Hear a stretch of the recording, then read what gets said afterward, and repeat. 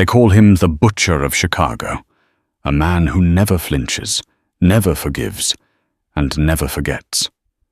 But the night Lorenzo Moretti came home 3 hours early, the gun in his holster was useless. It wasn't an assassin waiting in the dark. It was the one person he never looked at twice. When the maid pressed her hand to the Mafia Don's chest and whispered, "Stay silent," he didn't realize his life was effectively over. What he heard next from the other room didn't just break his heart. It froze his blood. You think you know betrayal? You have no idea. The rain in Chicago didn't wash things clean. It just made the grime slicker.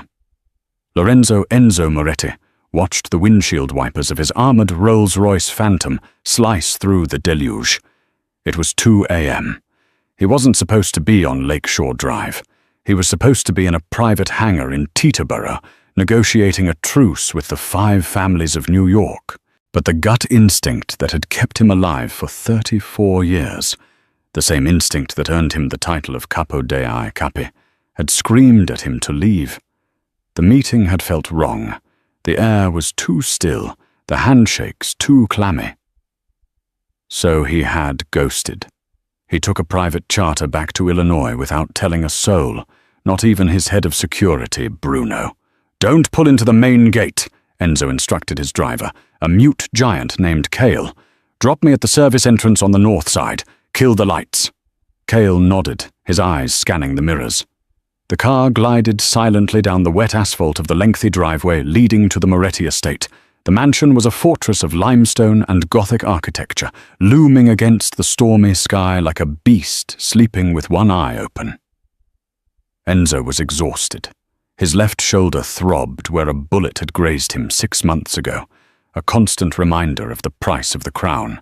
He just wanted a scotch, a hot shower, and to crawl into bed beside his wife, Camilla.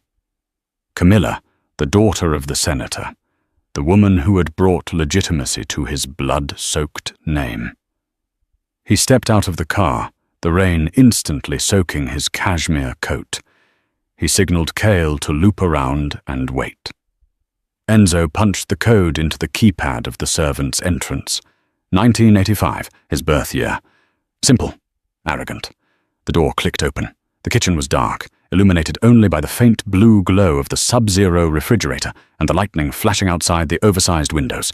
The house was usually silent, but this silence felt heavy, pressurized. Enzo's hand drifted to the Beretta tucked in his waistband. He moved across the marble floor, his Italian leather soles making no sound. He was a predator in his own territory. He reached for the handle of the door that led to the main hallway, but before his fingers could graze the brass, a shadow detached itself from the pantry. Enzo drew his weapon in a blur of motion, leveling the silencer at the figure's forehead. "Move and you die," he growled, the thunder masking his voice. The figure didn't flinch. It didn't beg. It stepped into the sliver of moonlight casting through the window. It was Sophie. Sophie Clark, the maid. The quiet girl with the hazel eyes who folded his shirts and polished the silverware. She had been with the household for 2 years, and in all that time, Enzo wasn't sure he had ever heard her speak more than 10 words. "Yes, sir. No, sir. Right away, sir." But tonight, she wasn't looking at the floor. She was looking straight into the barrel of his gun, her chest heaving, her hair plastered to her forehead as if she had been running. She wasn't wearing her uniform. She was in an oversized grey t-shirt and shorts, barefoot on the cold stone. "Mr. Moretti," she breathed, her voice shaking, but her eyes fierce. "Why are you awake, Sophie?" Enzo lowered the gun an inch, but his finger stayed on the trigger. "And why are you lurking in the dark?" She didn't answer. Instead, she closed the distance between them. It was a breach of protocol so severe it was almost suicidal. She reached out, her small, calloused hand gripping his soaking, wet coat. "You need to leave," she whispered. "Now!" Enzo frowned, his patience snapping. "This is my house. Step back, Sophie, or—" "Please," she hissed, her grip tightening. "You weren't supposed to be here. The manifest said you were in New York until Tuesday. Plans change." Enzo shoved her hand away. Who is here? Intruders? Worse, Enzo scoffed. There is nothing worse than intruders in a Don's house.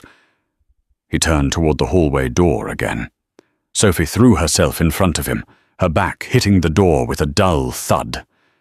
Tears were welling in her eyes now, hot and desperate. Enzo, stop. If you go out there, you're a dead man. He froze. She had used his first name. No servant ever used his first name. He grabbed her by the jaw, forcing her to look at him. Up close, he smelled her. Vanilla and terror. What are you talking about? She raised a trembling finger to her lips. Stay silent, she mouthed, the command hanging in the air like a guillotine blade. Just listen. She reached behind her and cracked the door open barely an inch. The sound from the main living room drifted into the kitchen. The acoustics of the mansion were designed to carry sound for parties, but tonight they carried a conversation that hit Enzo harder than a hollow-point bullet. Champagne is chilled, darling. We should toast. It was Camilla, his wife. Her voice wasn't sleepy. It was bright, excited. To the widow Moretti, a deep, gravelly voice replied. Enzo felt the blood drain from his face. He knew that voice. It was Santino the Bull Russo, his underboss, his best friend since they were stealing hubcaps in Little Italy. To us, Camilla laughed. The sound of crystal clinking echoed. When does the news break? The plane went down over the Atlantic 20 minutes ago, Santino said, the sound of a cigar being cut punctuating his sentence. Mechanical failure. Tragic. The bodies will likely never be recovered.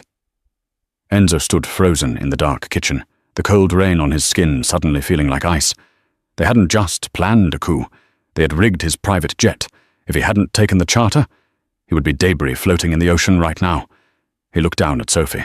She wasn't crying anymore. She was watching him, her eyes dark pools of understanding. She had saved his life. But why? The realization hit Enzo with the force of a physical blow, staggering him back a step. He looked at the Beretta in his hand. It felt heavy, clumsy. He had enough rounds to kill them both. He should kill them both. Burst through the doors, put 2 in Santino's chest and 1 in Camilla's treacherous heart. He took a step forward, rage blinding him. Sophie's hand clamped over his wrist. Her grip was surprisingly strong. No, she whispered, her voice barely audible over the hum of the refrigerator. Enzo looked at her with wild eyes. Get off me! I'm going to slaughter them! And then what? Sophie challenged, her whisper sharp as a razor. Santino has 4 men stationed at the front gate, 2 in the garden. He didn't come alone. You kill them, his security team comes in and turns you into Swiss cheese before you can reload. You're declared dead, Enzo. The family trusts Santino. If you appear now, without backup, he'll spin it. He'll say you went mad. He'll kill you and claim self-defense. Enzo grit his teeth, the muscles in his jaw jumping. She was right.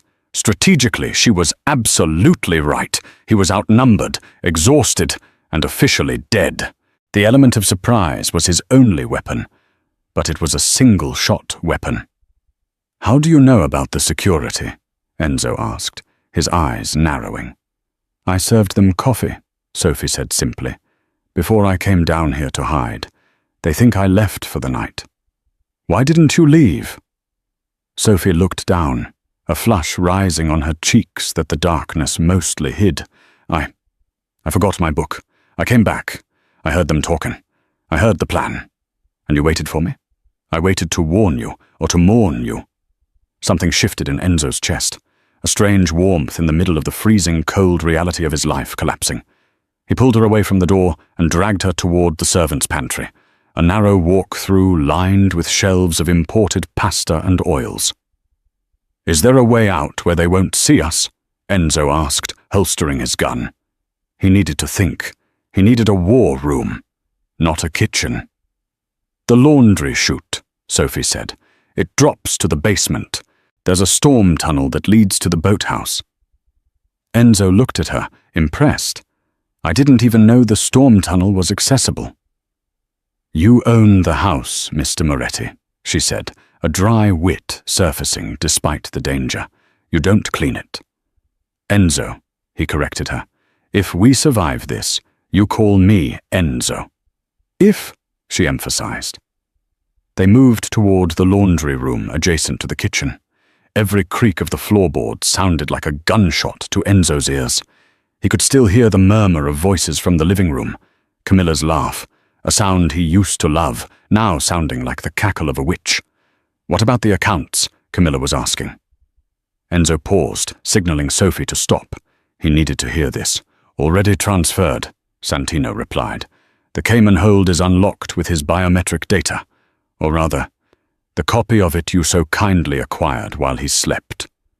Enzo instinctively touched his thumb. Camilla, the nights she had held his hand while he slept, the times she had cleaned his phone. She had been harvesting his digital life piece by piece.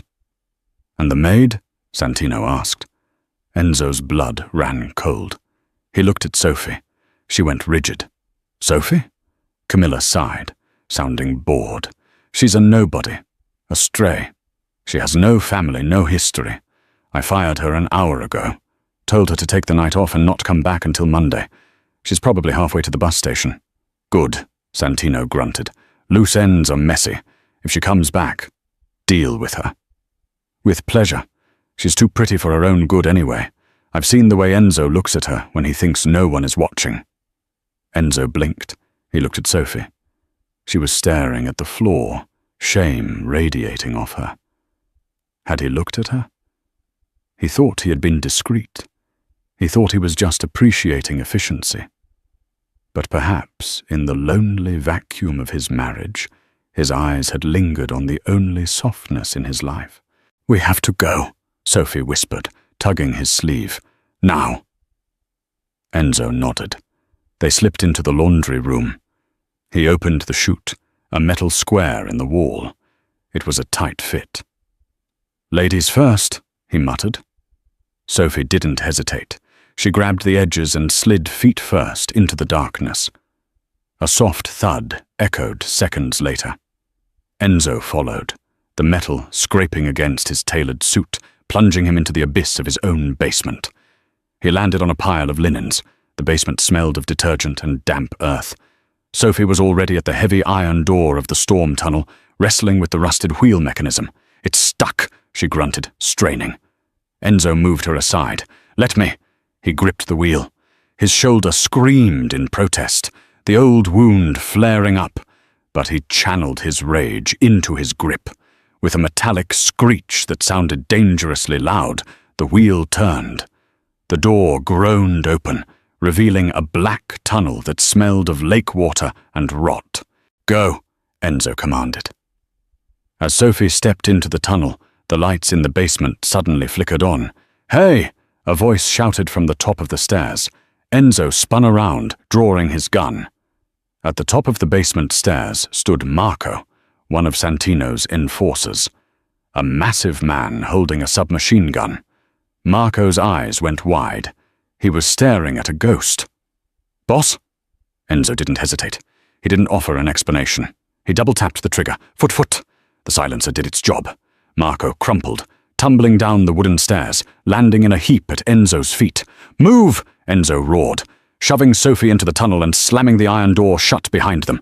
He spun the wheel, locking it just as bullets began to ping against the metal from the other side. They were in the dark, trapped in a tunnel underneath the estate. And the hunt had just begun. "Where does this come out?" Enzo asked, his voice echoing in the damp space. He pulled out his phone. No signal. "The boathouse," Sophie said, her voice trembling again. "But Enzo, there's something you need to know about the boathouse." "What?" he snapped, using the light of his phone to illuminate the path. "That's where I live," she said. "The servants' quarters in the main house had mold. You didn't know. So I moved into the loft above the boathouse 3 months ago." So, she swallowed hard. "That's where I keep it." "Keep what?" She looked him dead in the eye, the blue light of the phone casting long shadows on her face. "The leverage. The files. Enzo stopped walking. What files, Sophie? I'm not just a maid, Enzo, she confessed, the echo of the gunshot still ringing in their ears. My real name is Sofia Valenti, and my father was the man you killed to take the throne. Enzo froze. The Valenti family. The war of 2018. He had wiped them out. I came here to kill you, she said, tears streaming down her face. I spent 2 years waiting for the perfect moment to poison your scotch or slit your throat while you slept. Enzo raised the gun slowly, aiming it at her chest. Give me one reason why I shouldn't finish your father's legacy right now. Because, Sophie stepped towards the gun, her chest touching the silencer. Because somewhere along the way, I stopped hating you, and I started seeing them, Camilla and Santino. They are the ones who sold my father out to you. I have the proof in the boathouse. I have the recordings. I have everything. Enzo stared at her. The twists were coming too fast. His wife was a traitor. His best friend was a usurper. And the maid who just saved his life was the daughter of his greatest enemy. Show me. Enzo lowered the gun. But if you cross me, Sophia, I will burn this city to the ground with you in it. I know, she whispered. I'm counting on it. The tunnel was a claustrophobic nightmare of dripping water and scurrying rats. Enzo moved with the efficiency of a soldier, but his mind was a storm. Sofia Valenti, the daughter of Carlo Valenti, the man Enzo had shot in a warehouse in 2018 to end the 3-year war. He remembered Carlo's last words, "My blood will drown you." He hadn't realized Carlo meant it quite so literally. They reached the end of the tunnel, a heavy wooden trapdoor that pushed up into the floor of the boathouse. Enzo shoved it open, emerging into the cool, musty air of the boat storage.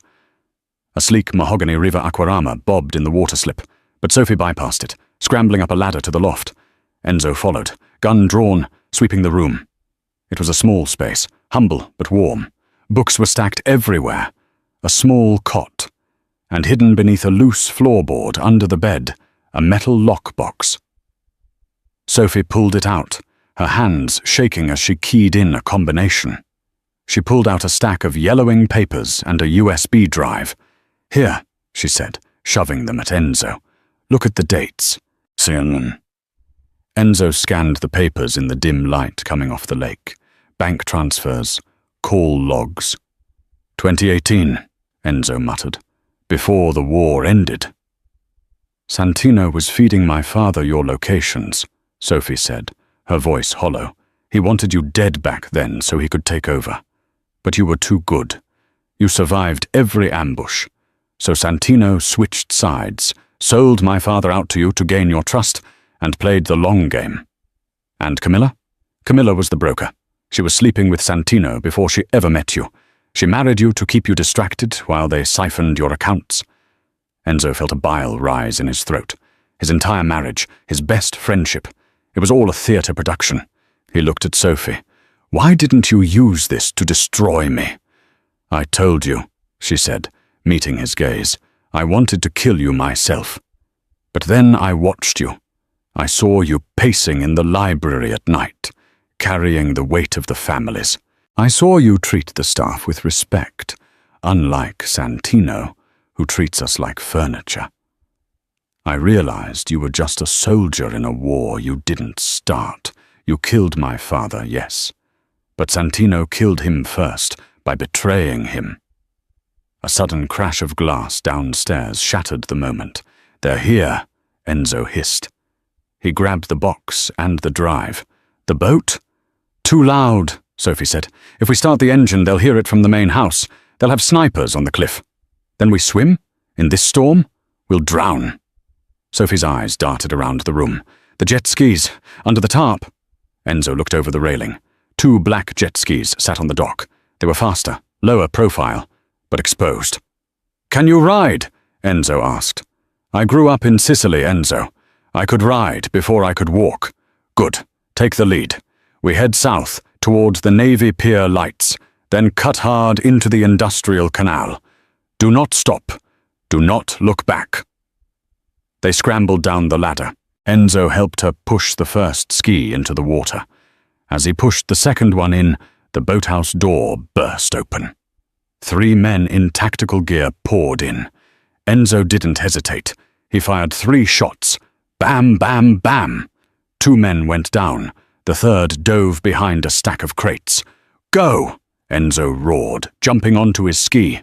Sophie hit the ignition. The engine roared to life. She gunned it, shooting out of the slip and into the churning black water of Lake Michigan. Enzo followed a split second later, just as bullets began to chew up the wood of the dock behind him. The rain stung like needles.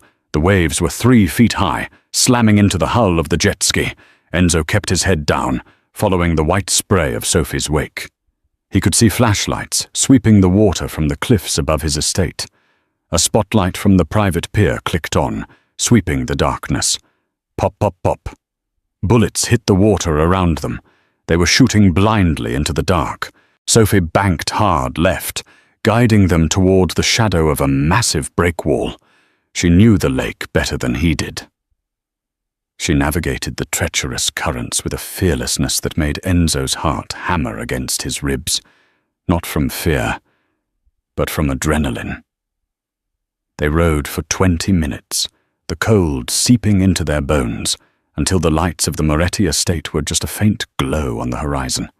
They slowed down as they entered the murky waters of the industrial canal, an area lined with rusted factories and abandoned warehouses. They killed the engines and drifted under a rotting wooden pier. Enzo sat there for a moment, chest heaving, water dripping from his nose. He looked at Sophie. She was shivering violently, her grey t-shirt soaked and clinging to her skin, her teeth chattering. He maneuvered his ski next to hers and reached out, grabbing her hand. It was ice cold. "We're alive," he said, his voice rough. Sophie looked at him, mascara running down her cheeks, hair wild. She looked like a drowned rat. And yet Enzo thought she looked more regal than Camilla ever had in diamonds. "Now what?"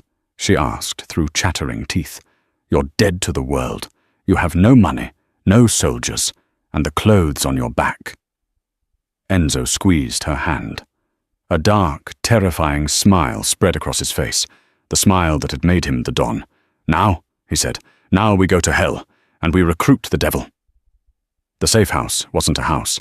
It was a basement beneath a failing boxing gym in the South Side, owned by an old Irish trainer named Sully, who owed Enzo his life 3 times over. Sully didn't ask questions. He just unlocked the heavy steel door, tossed Enzo a first aid kit and a bottle of Jameson, and went back upstairs to punch a bag. The room was sparse, a leather couch, a table, a lamp. Enzo stripped off his ruined suit jacket and shirt. The bullet graze on his shoulder from months ago was aching, and he had a new gash on his arm from the laundry chute. "Sit," Sophie commanded. She had found a towel and dried her hair, wrapping herself in one of Sully's oversized gym hoodies. Enzo sat on the edge of the couch. "I can do it." "Shut up," she said, opening the first aid kit. She poured whiskey over his arm. Enzo hissed, but didn't pull away. She worked with steady hands, stitching the cut. The silence between them was thick, charged with the shared trauma of the night and the bizarre intimacy of the situation. "You have good hands," Enzo murmured, watching her concentrate. "I wanted to be a surgeon," Sophie said, tying off the suture. "Before the war. Before my father died and we lost everything.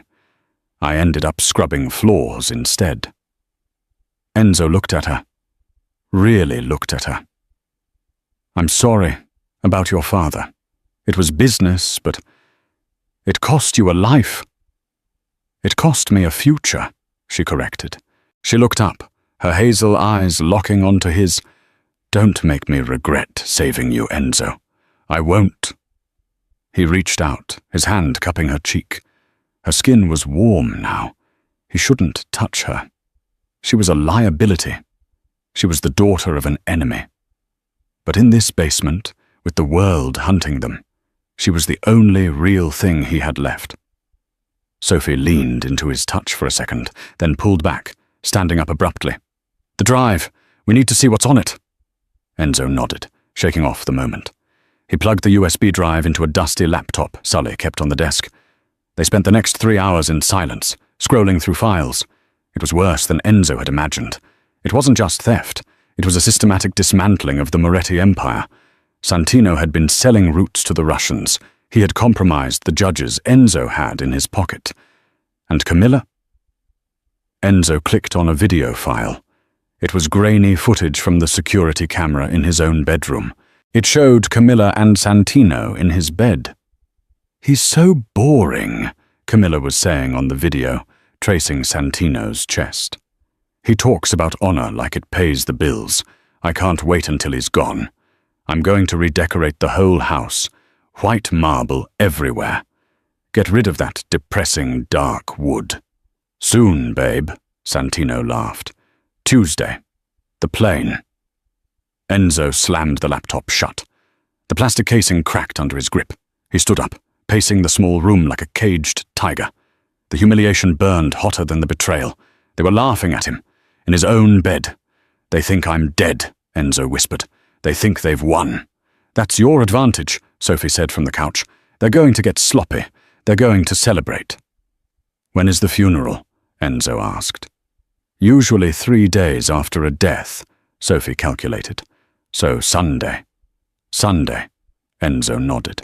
"A closed casket, obviously, since my body is lost at sea." He turned to Sophie. "Do you know where the Greeks hang out?" Sophie frowned. "The Costas family?" "They hate you. You took the port territory from them." "Exactly," Enzo grinned, and it wasn't a nice grin.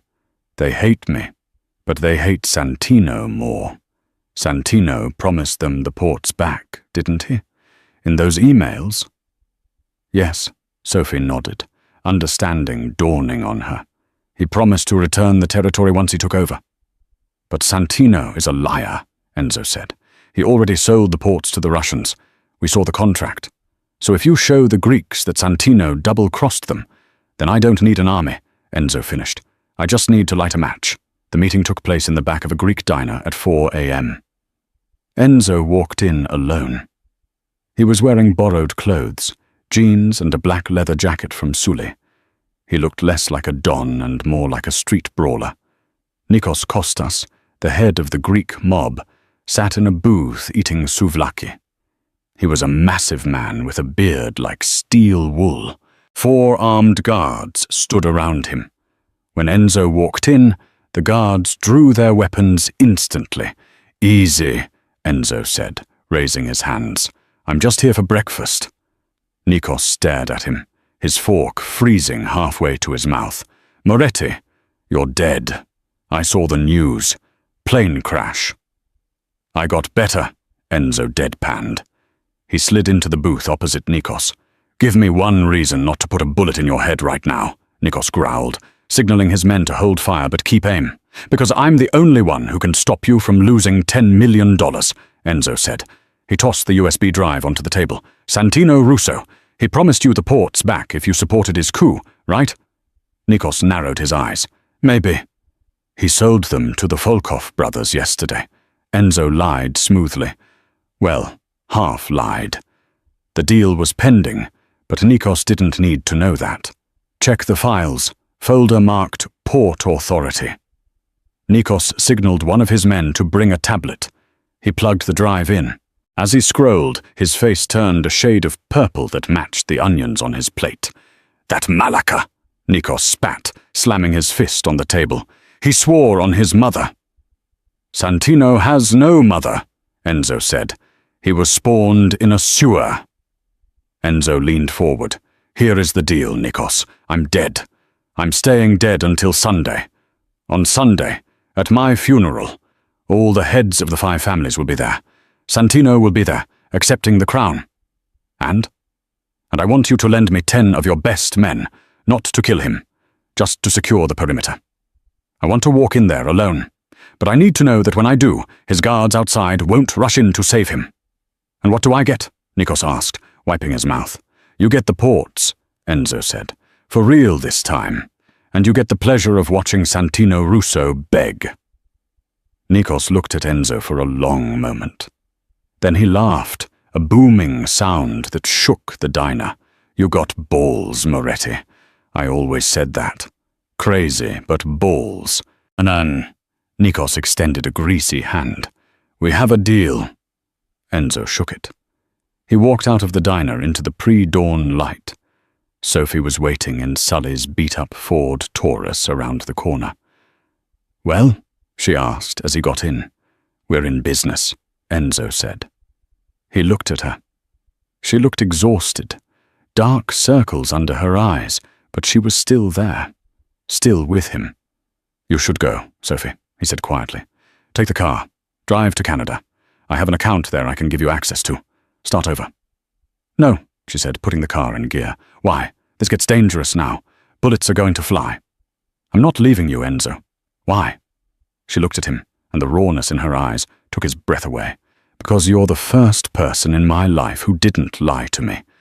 And because I want to see the look on Camilla's face when you walk through that door."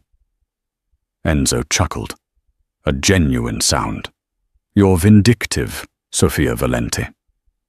"I learned from the best," she smirked. "Drive," Enzo said, leaning back and closing his eyes. "We have a funeral to attend." Sunday morning arrived cloaked in a grey mist, fitting for the funeral of a king. The service was held in the private chapel on the Moretti estate grounds, a towering Gothic structure of stone and stained glass. Every major crime figure from Chicago to New York was in attendance. The parking lot was a sea of black SUVs and grim-faced bodyguards. Inside, the air was thick with the scent of white lilies and expensive perfume. An open casket sat at the altar, empty, of course, symbolizing the body lost at sea.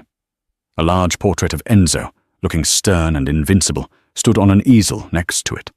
Camilla stood at the pulpit, a vision of tragic beauty, in a custom Dior black lace dress and a veil that obscured her dry eyes. She gripped a tissue, dabbing at invisible tears. "Enzo was more than a husband," she said, her voice trembling with practiced perfection. "He was my anchor, my protector. To lose him so suddenly. It feels like the sun has been ripped from the sky." In the front row, Santino Russo sat with his head bowed, looking the part of the grieving brother. He wore a black armband over his suit. Occasionally he would reach out and squeeze Camilla's hand as she faltered. The five families watched, nodding in sympathy. They had already accepted the transition of power. Santino was the heir apparent. "He would have wanted us to be strong," Camilla continued, looking out at the crowd. "He would have wanted the family to remain united under strong leadership." She looked meaningfully at Santino. Santino stood up, buttoning his jacket. He walked up to the pulpit, placing a comforting hand on Camilla's shoulder. "Thank you, Camilla," Santino said, his voice gravelly and projecting authority. "I promise you, and I promise all of you, I will honor Enzo's memory. I will lead this family with the same strength he did." "Will you?" The voice boomed from the back of the chapel, cutting through the silence like a thunderclap. Every head turned. Camilla froze. Santino's eyes went wide. The heavy oak doors of the chapel swung open. Enzo Moretti stood in the doorway. He wasn't wearing a suit. He was wearing dark jeans, a black tactical turtleneck, and a long trench coat. He looked rugged, dangerous, and very much alive. Beside him stood Sophie. She wore a sharp black pantsuit they had bought with cash that morning. Her hair was pulled back, her chin high. She didn't look like a maid. She looked like a queen. "Enzo," Camilla whispered, her face draining of all color. She gripped the pulpit so hard her knuckles turned white. It's a miracle!" "Save the performance, darling," Enzo said, his voice calm, but carrying a lethal edge as he walked down the center aisle. His footsteps echoed on the stone floor. Click, click, click. The crowd parted for him like the Red Sea. Murmurs erupted. "He's alive." "It's a ghost." Santino recovered first. His hand went to his waistband. "This is an imposter. Security." "Your security is gone, Santino," Enzo said, not breaking stride. "Nikos Kostas sends his regards. His men are currently relieving your team of their weapons outside." Santino looked toward the side exits. Greek enforcers stepped out from the shadows of the vestibules, arms crossed, nodding at Enzo. Santino was trapped. Enzo reached the altar. He stopped 5 feet from his wife and his best friend. Up close, he could see the terror in their eyes. It was intoxicating. "You look disappointed, Santino." Enzo smiled coldly. "Did the champagne not agree with you?" "Enzo, brother," Santino stammered, raising his hands. "We thought you were dead." "The reports. The plane. The plane you sabotaged?" Enzo asked. "No, never. Who told you that lies?" Santino pointed a shaking finger at Sophie. "Her? The maid? She's crazy, Enzo. She's been stealing from you. We fired her." Enzo turned to the congregation. "My underboss claims I am lying. He claims my wife is a grieving widow." Enzo pulled a small remote from his pocket and pointed it at the projection screen that had been set up to show a montage of his life. Instead of photos of Enzo, the screen flickered to life with the security footage from the bedroom. The image was crisp. Santino and Camilla, tangled in the sheets. The audio boomed through the chapel speakers. "When does the news break?" "The plane went down over the Atlantic 20 minutes ago. Mechanical failure. Tragic." Gasps rippled through the room. The heads of the 5 families looked at each other, their expressions hardening. In their world, murder was business. But betrayal?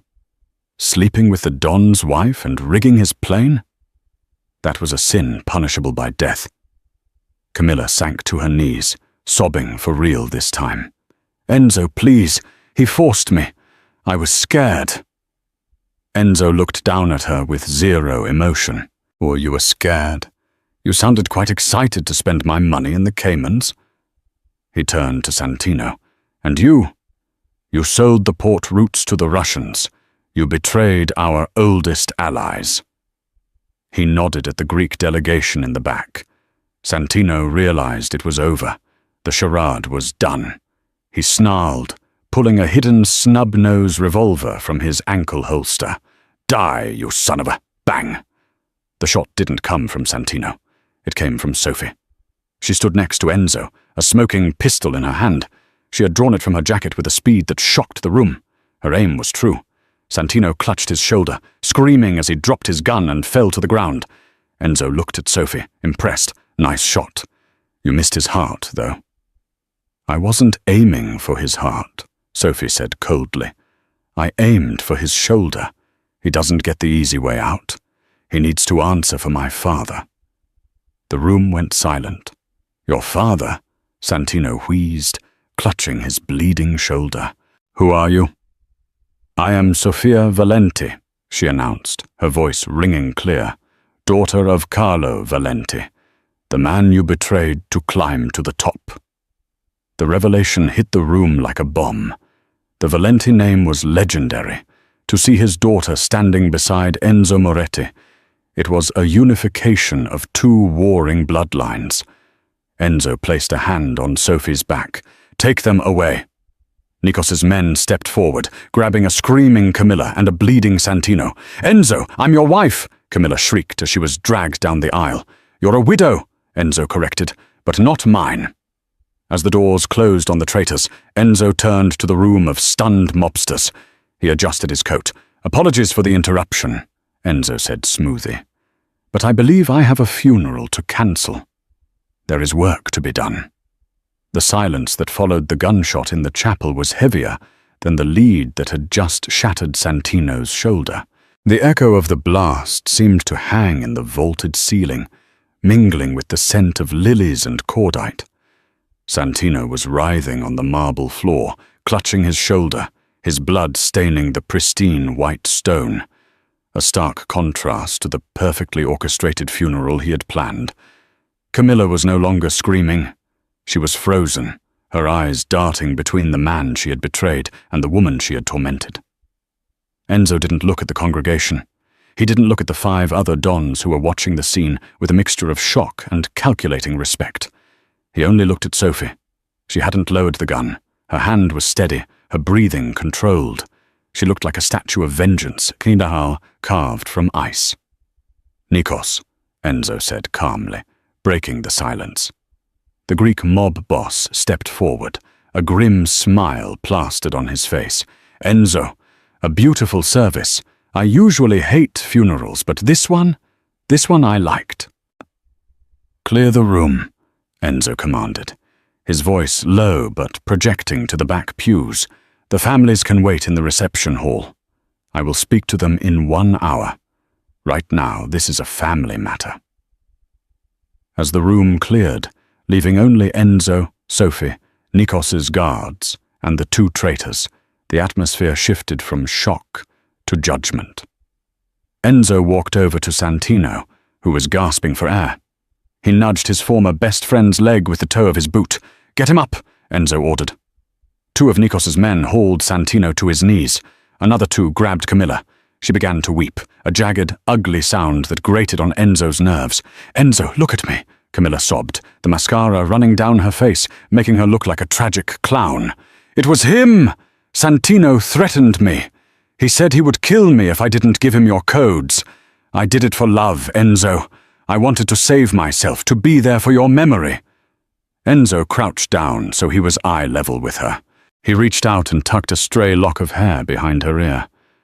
The tenderness of the gesture made her sob harder, thinking she was forgiven. "You know, Camilla," Enzo said softly. "I almost believed you. But then I remembered the audio recording. You weren't crying when you talked about redecorating the house. You weren't scared when you laughed about my body rotting in the Atlantic." He stood up, his face hardening into stone. "You weren't a victim. You were an investor. You bet against me. And you lost." Enzo turned to Sophie. "What do you want to do with them?" Sophie holstered the gun. She walked towards them, the heels of her new boots clicking rhythmically. She stopped in front of Santino. "My father," she said, her voice quiet, "begged for his life in a warehouse on the docks. He asked for 5 minutes to say goodbye to his daughter on the phone. You told him no. You said, 'Dead men don't make calls.'" Santino spat at her feet, though the defiance was weak. He was weak, just like you. "I'm not weak, Santino," Sophie replied, tilting her head. "I lived in the wall of your enemy's house for 2 years. I served you coffee while you plotted murder. I listened to you brag about your brilliance while I washed your dirty dishes. And now, I'm the one deciding whether you bleed out on this floor or not." She turned to Enzo. "Don't kill them." Enzo raised an eyebrow. "Mercy, Sophia. That's dangerous." "Not mercy," she corrected. "Punishment. If you kill them, their suffering ends in a second. They become tragedies. Martyrs, maybe. But if they live—" She looked at Camilla, whose eyes widened in confusion. "Strip them," Sophie commanded. "Excuse me?" Camilla gasped. "You heard her." Enzo nodded to the guards. "Take everything," Sophie continued, her voice gaining strength. "The Rolexes, the diamonds, the keys to the penthouses, the access to the offshore accounts, everything. I want them to leave this church with nothing but the clothes on their backs." Enzo crossed his arms, intrigued. "And then?" "And then," Sophie said, a dark smile touching her lips, "we put them on a cargo plane. Not to the Andes. That's too exotic. We send them to a labor colony in the salt mines of Siberia. I have a contact there from the old days, a man who owes the Valenti family a favor. They need workers, unpaid, unacknowledged workers." Camilla screamed. "No, Enzo, please, just shoot me, please, just shoot me." For a woman who had spent her life draped in silk and bathing in imported milk, the prospect of hard labor in the freezing cold was a terror beyond comprehension. It was a complete dismantling of her identity. "I like it," Enzo said. He signaled the guards. "Get them out of my sight. If they speak, gag them. If they run, break their legs. But keep them alive. I want them to remember this day for the next 40 years." As they were dragged screaming from the chapel, Enzo felt a weight lift off his chest. It wasn't just the weight of the betrayal. It was the weight of the crown. He realized, for the first time in years, he wasn't carrying it alone. The following week was a blur of reconstruction. The narrative was spun expertly. The official story was that Santino Russo had attempted a coup and tragically died in a shootout with loyalists. Camilla had fled the country in shame. The 5 families accepted this version of events because it maintained stability, and because Enzo offered them favorable rates on the new shipping routes he had secured with the Greeks. By Friday, the Moretti estate had returned to a semblance of normalcy. The bullet holes in the boathouse were patched. The staff, shaken but loyal, returned to their duties. But the silence in the house was different now. It wasn't the heavy, pressurized silence of secrets. It was the quiet of a fresh start. Enzo was in the library, the fire crackling in the hearth. He was pouring 2 glasses of a 1940 scotch, a bottle he had been saving for his 10th anniversary. But this occasion felt far more worthy. He heard the door open. Sophia stood there. She had traded the maid's uniform for a tailored cream blouse and charcoal trousers. She looked professional, sharp, and breathtakingly beautiful. But there was a suitcase in her hand. Enzo's hand froze mid-pour. He set the bottle down slowly. "Going somewhere?" he asked, his voice carefully neutral. Sophia walked into the room, leaving the suitcase by the door. "The account in Canada is active. I checked this morning. It's more money than I could spend in 3 lifetimes, Enzo." "Thank you." "You earned it," Enzo said. He picked up the glasses and walked over to her, handing her one. "So that's it? You take the money and run?" Sophia took the glass, swirling the amber liquid. She didn't meet his eyes. "It was the deal, wasn't it? I help you take back your life, and you give me a new one. I can finally be Sophia Valenti again. I can go to California or Europe. No one knows me there. I can just be a woman, not a maid, not a spy. Is that what you want?" Enzo asked, stepping closer. "To be just a woman?" Sophia looked up at him then, and the conflict in her hazel eyes was painful to witness. "I don't know," she whispered. "It's what I thought I wanted. For 2 years, while I scrubbed your floors, I dreamed of sitting in a cafe in Paris, reading books and never looking over my shoulder again. But, she took a sip of the scotch, the burn seeming to steel her resolve. "But this week, working the logistics with you, negotiating with Nikos, finding the leaks in the accounting, it felt electric. It felt like I was waking up after a long coma." Enzo took a step closer, invading her personal space. He smelled of tobacco and rain. "You have your father's mind, Sophia. Carlo was a brilliant strategist. He was just surrounded by snakes. You have his gift. To waste that in a cafe in Paris would be a tragedy." "And what is the alternative?" she challenged, her voice rising slightly. "Stay here? As what? The former maid? The charity case? The daughter of your enemy living under your roof?" "No," Enzo said firmly. "Never that." He walked back to his desk and picked up a thick leather folder. He handed it to her. "What is this?" she asked. "Open it." Sophia set her glass down and flipped the folder open. It was a legal document, a partnership agreement, not for a business, but for the trust that owned the entire Moretti enterprise. "I'm restructuring," Enzo said, leaning against the edge of his desk. "The underboss position is obsolete. It encourages ambition and betrayal. I'm creating a council, a duality. 2 signatures required for every major decision. One is mine." Sophia scanned the document, her eyes widening. "And the other?" "Yours," Enzo said. She dropped the folder on the desk, stepping back. "You're insane. The 5 families will never accept a woman, especially a Valenti. They'll revolt." "Let them try," Enzo shrugged, a dangerous glint in his eye. "They saw you in that church. They saw who pulled the trigger. They fear you, Sophia, and what they don't fear, they respect. Besides, with the Greeks backing us, we are untouchable." "Enzo, this is half your empire. It's an empire I wouldn't have without you," he countered. He closed the distance between them again, and this time he didn't stop until he was inches from her. He reached out, taking her hands, They were still rough, the calluses from the cleaning chemicals slowly fading, but still there. A map of her history. "I don't want a subordinate, Sophia," he said, his voice dropping to a rough whisper. "I've had subordinates. I've had a wife who smiled and nodded and plotted my death. I am tired of looking over my shoulder. I want to look beside me and see the only person who knows the truth." "The truth?" she breathed, her heart hammering against her ribs. "The truth that we are the same," Enzo said. "We are both ghosts who refuse to stay dead. We are both monsters made by this city, and we are both incredibly lonely." A tear slipped down Sophia's cheek. He was right. The adrenaline of the chase had masked it, but the loneliness was a gaping void she had carried since her father died. "I can't be your maid," she whispered, her voice trembling. "I won't be silent anymore." "I never want you to be silent," Enzo vowed. "Scream, fight, rule. Just do it here, with me." He leaned down, his forehead resting against hers. "Don't get on that plane, Sophia. Paris is boring, and the coffee there is overrated."